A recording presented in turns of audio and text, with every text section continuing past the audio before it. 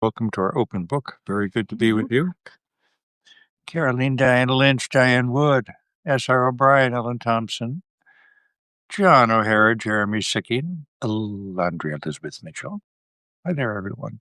I have looked forward to reading this, all of us reading this together, since I picked this up at a newsstand as we were flying back from Europe. I'm not sure it's out in the United States. This was British edition. Alan Bennett, at the age of 90, has written Killing Time.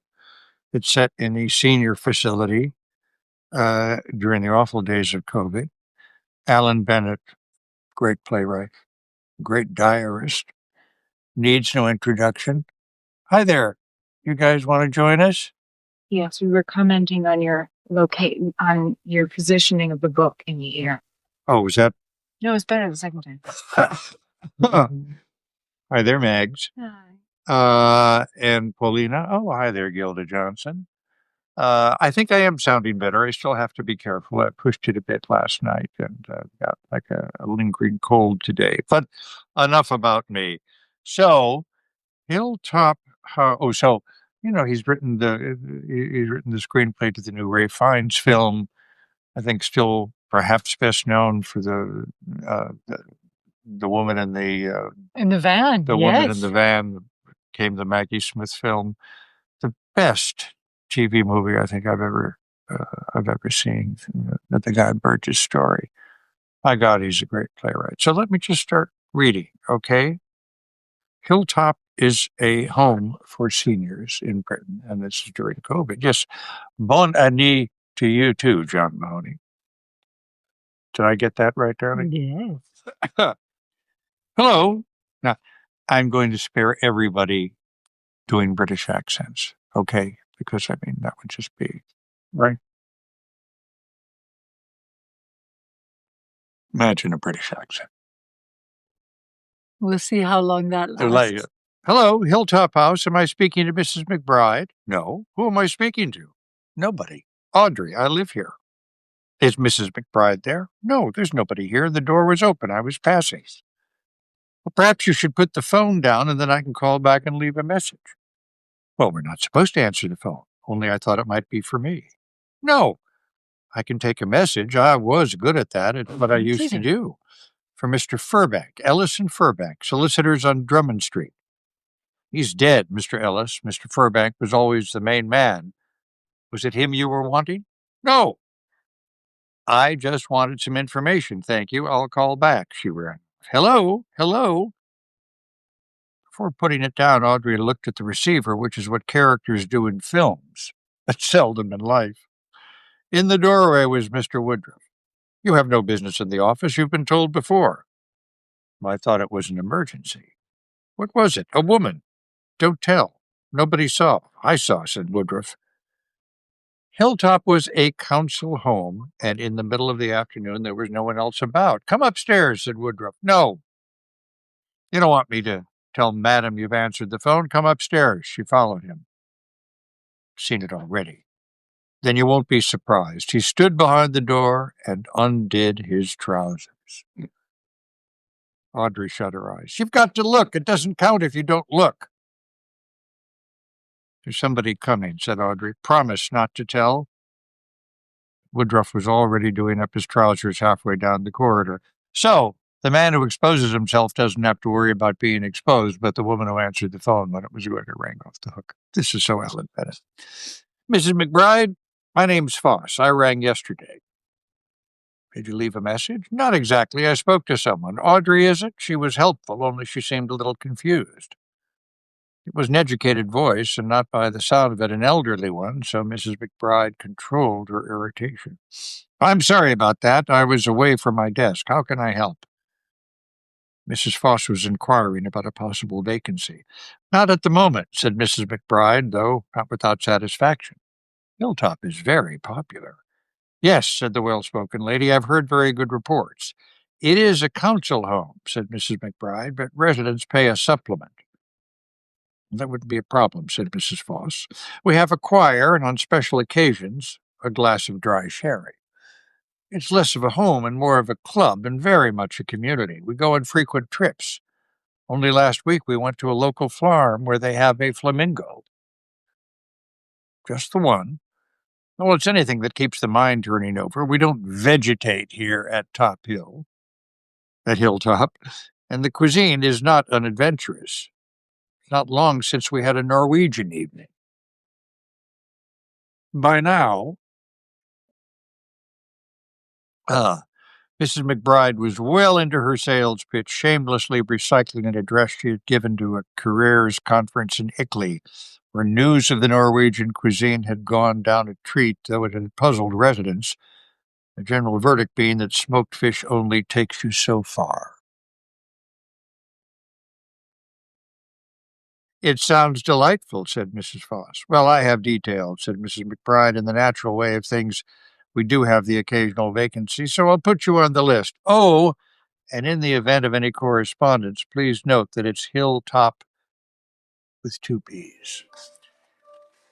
Through the glazed door of Hilltop House, and it might not be an untypical Edwardian mansion, which was indeed how it started, built on the eve of the First War, it was briefly the home of a prosperous mercantile family vacated to make way for a hospital for war wounded. Nor did the armistice return it to normal domestic occupation, as it was earmarked for a nurses' home. Briefly a reformatory, it was once more a hospital during the Second War, with peace meaning little change when it became the property of the newly created National Health Service. Its name and lofty situation made it sought after, with its nearest neighbor, Lowmore, nor sought after at all in something of a sinkhole. It was a warning to the residents of Hilltop of a fate that could be theirs if they put a foot wrong anywhere. Hilltop wasn't ideal, but Lowmore was a proof life could be worse. But I never understand, said Woodruff, toying with his angel delight. I think we can figure that out, is why when we get to this stage they don't do the same as in Africa, namely provide you with the bare necessities, put you on one side, and let you fade away. With no thought of talking to himself, Woodruff was in effect doing so with those residents of the care home who were awake, not listening. Those who were listening were mostly deaf. It's a lot like me, isn't it, darling? Caroline's best line today. Oh, darling, you have so much missed talking, haven't you? Let me go on. You don't know what you're saying, and we don't live in mud huts. That's why, said Zalima, the carer. When I go home, Mr. Woodruff, it's all tower blocks. I've never seen a mud hut. When Mrs. Porteous asked which part of Africa I came from, I said Peckham, and she thought I was being cheeky. Are you finished? She didn't mean the soliloquy, but his dinner, where the dregs of the turkey mince had congealed into what remained of the angel delights.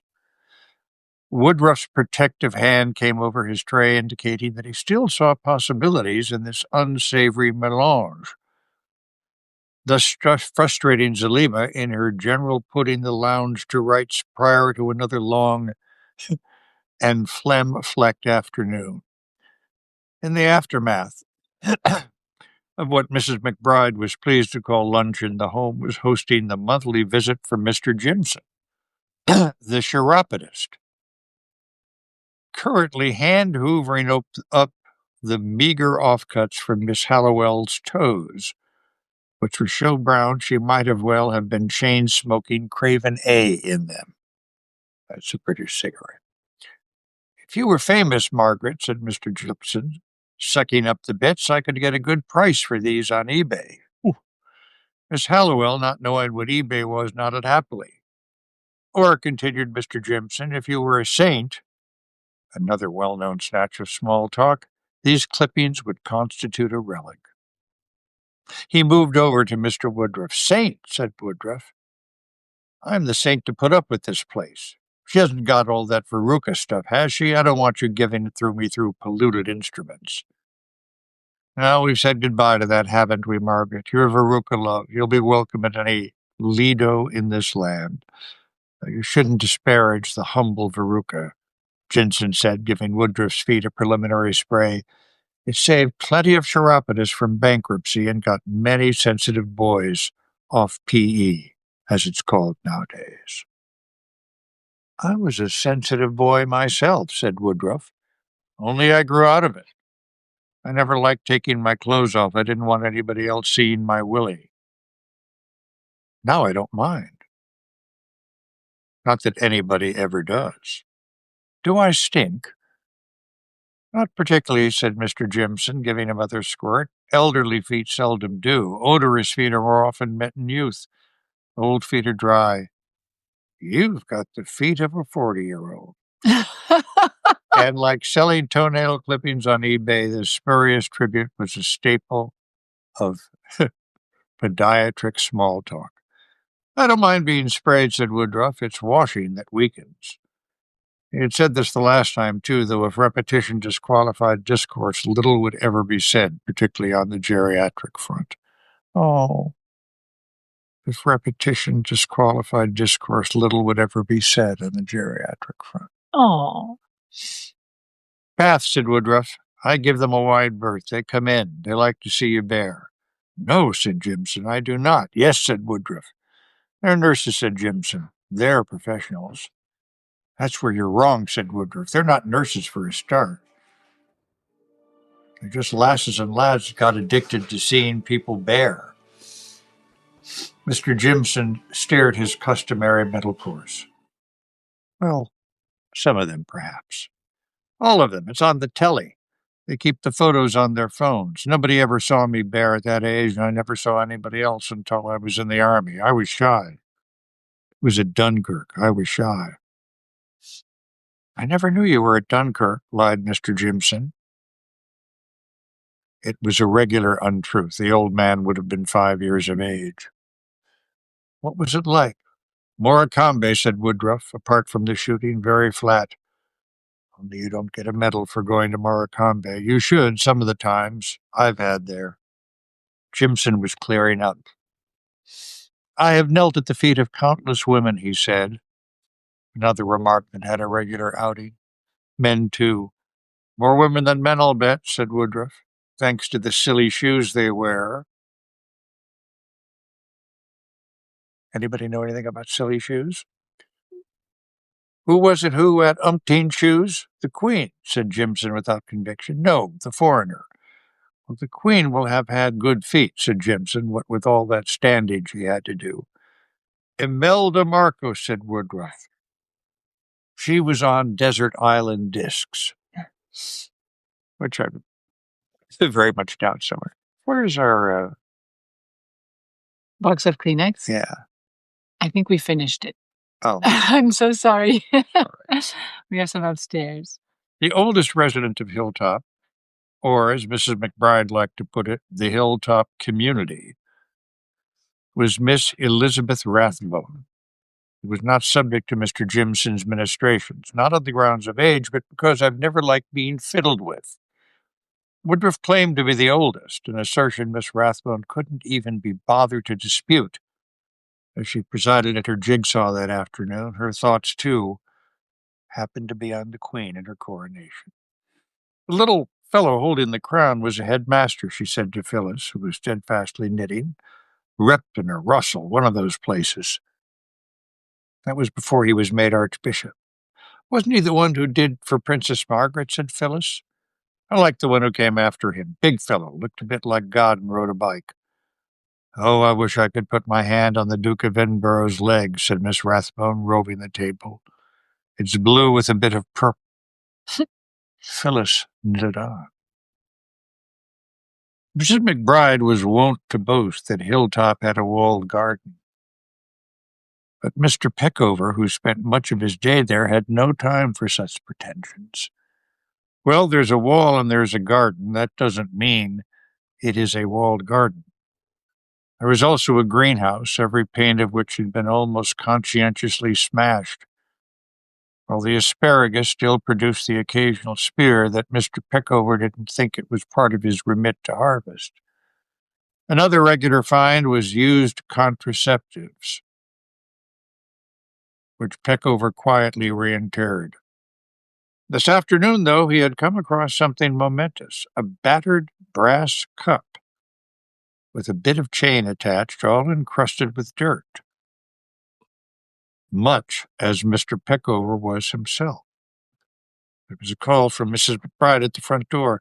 "Mr. Peckover, would you be wanting the services of the foot feller?" "Not today, thank you. I think I've just found the Holy Grail." "Well, don't bring it in here," shouted Mrs. McBride. "Wash it first." "It's all done," said Mr. Jensen, "only I'm missing Mrs. Vokes." "Violet, she'll be having a little lie down," said Mrs. McBride. "She likes to give her pacemaker a rest." "I'll rout her out." There was no response to her knock. "It isn't like you, Violet," said Mrs. McBride. Nor was it, as Mrs. Vokes, in readiness for Mr. Jensen, had removed her tights and was lying bare-legged on the bed, only now her eyes fixed and well beyond the reach of chiropody. Never far from her deodorant, Mrs. McBride took in the scene before giving the room an admonitory blast and slipping Mr. Vokes' charming carriage clock into a pinafore pocket.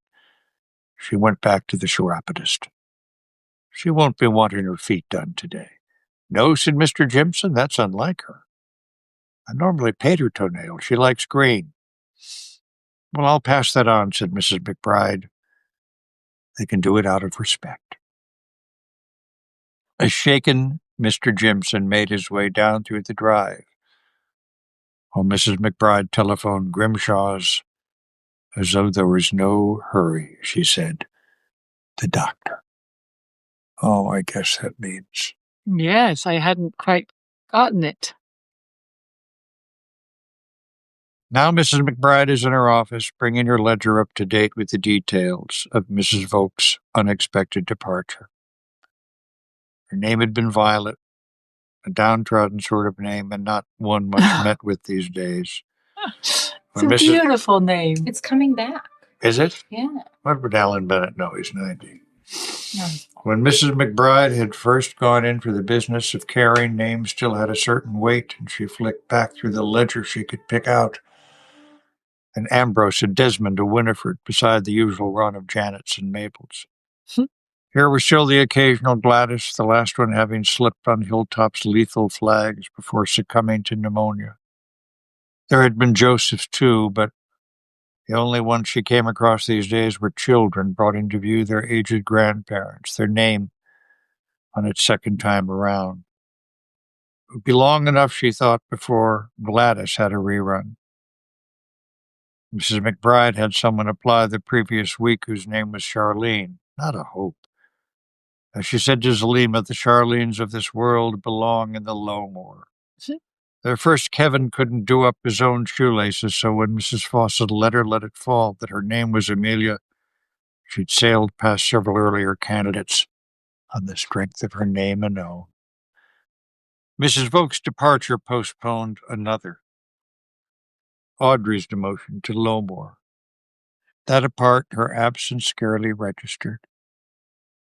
"I'll miss the toenail," said Woodruff, at the same time conscious that Mrs. Vokes' demise represented an opportunity. There was not much to choose between the rooms at Hilltop. Some of them had bigger windows, the room warm in summer, cold in winter, but not all of them had wash basins.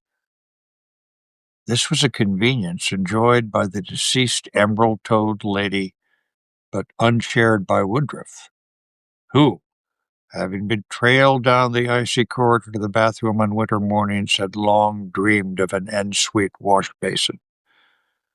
In advance even of the funeral, he had put in a plea to be transferred, only to be informed by Mrs. McBride that the Vokes room had already been allocated. It wasn't, but management had a particular reason not to reassign it to Woodruff, or indeed to anyone of the male gender. Experience had taught Mrs. McBride that given even the most proper gentleman, oh my God, a wash basin in this facility would end up doubling as a urine. And the room, if not the whole corridor, would smell.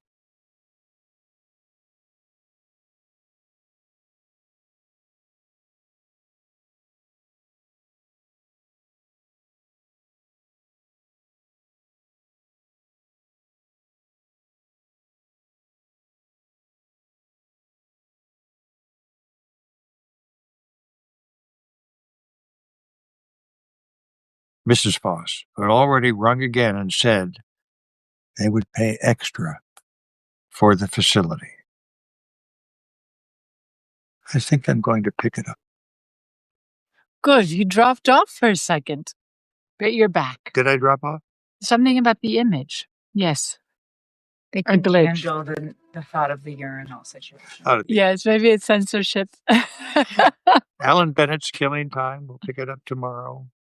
God bless him for writing about an area of life that's not often taken up by literature. And not Will you taken show up, it again just Yeah. in front so that we can actually see it? Yeah. Not so fast. and taken up Can we in see it? exquisite detail and with a sense of humor. And with a sense of disclosure about the people actually living there. God bless him. So thanks very much for being with us on our open book. I'm going to go in search of a Kleenex box. I'll bring you some. We send our best to everyone. Thank you. Happy New Year. And Happy New Year. Take care. Bye-bye. No, tomorrow is not the promo John Mahoney because I am not on the show this week. Vacation. Thanks for reminding me. I guess I could ask Daniel Estrin to join us for a promo. That's not a No, bad let's idea. do an open book. Let's do an open book. Yeah. Okay. See you later. Bye-bye.